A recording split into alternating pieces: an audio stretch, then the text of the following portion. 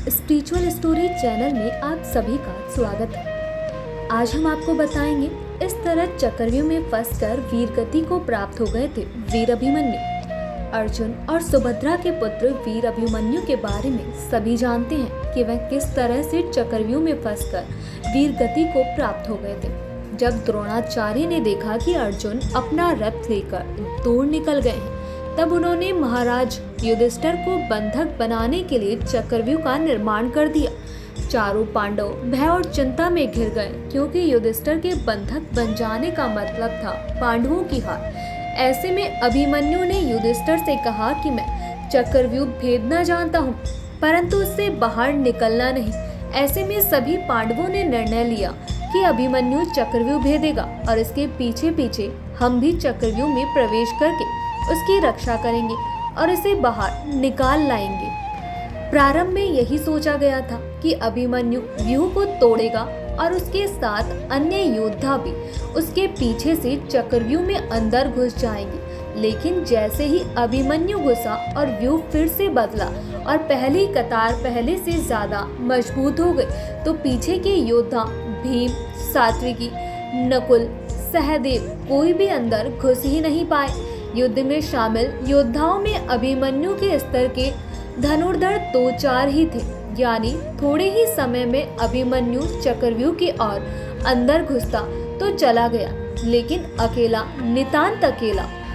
उसके पीछे कोई नहीं आया, सभी प्रयास कर रहे थे। तब जयद्रथ ने आकर मोर्चा संभाला और पांडवों को चक्रव्यूह में जाने से रोक दिया। जैसे जैसे अभिमन्यु चक्रव्यूह के सेंटर में पहुंचते हैं, वैसे वैसे वहां खड़े योद्धाओं का घनत्व और योद्धाओं का कौशल उन्हें बढ़ा हुआ मिला, क्योंकि वे सभी योद्धा युद्ध नहीं कर रहे थे, बस खड़े थे। जबकि अभिमन्यु युद्ध करता हुआ बीच में पहुंचता है।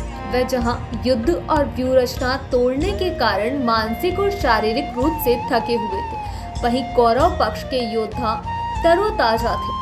ऐसे में अभिमन्यु के पास चक्रव्यूह से निकलने का ज्ञान होता तो वे बच जाते, या उनके पीछे अन्य योद्धा भी उनका साथ देने के लिए आते तो भी वह बच जाते। लेकिन थकान के कारण वे अधिक जोश और होश से लड़ नहीं पाए।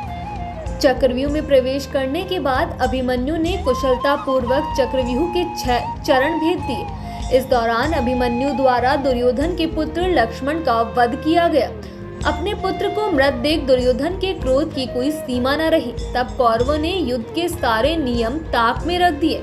6 चरण पार करने के बाद अभिमन्यु जैसे ही 7वें और आखिरी चरण पर पहुंचते हैं, तो उसे दुर्योधन, कर्ण, द्रोणाचार्य आदि सहित 7 महारथियों ने घेर लिया।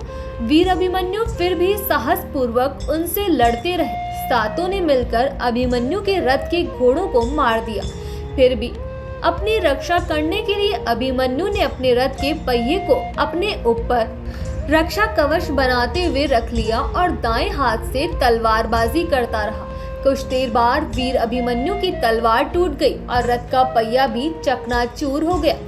अब वीर अभिमन्यु निहत्था थे। युद्ध के नियम के तहत निहत्थे पर वार नहीं करना था, किंतु तभी पीछे से निहत्थे अभिमन्यु पर जोरदार तलवार का प्रहार किया। इसके बाद एक के बाद एक 7 योद्धाओं ने उस पर वार कर दिए। अभिमन्यु वहां वीरगति को प्राप्त हो गए।